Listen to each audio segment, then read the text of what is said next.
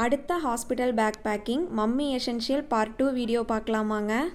பேபிக்கு தனியாக கர்ச்சீஃப் எடுத்து வச்சுருக்கோம். இருந்தாலும் நம்மளுக்கு ஏதாவது ஒரு இடத்துல தேவைப்பட்டாலும் படும். அதுக்காக ஒரு 3 கர்ச்சீஃப் எடுத்து வச்சுருக்கேன்.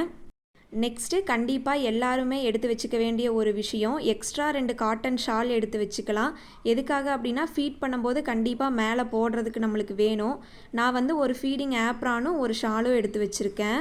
Next toiletry things like soap, brush, paste அந்த மாதிரி. அது கூடவே நீங்கள் ஸ்கின் கேர் ஃபாலோ பண்ணுவீங்க அப்படின்னா அது கூட நீங்கள் எடுத்து வச்சுக்கலாம்.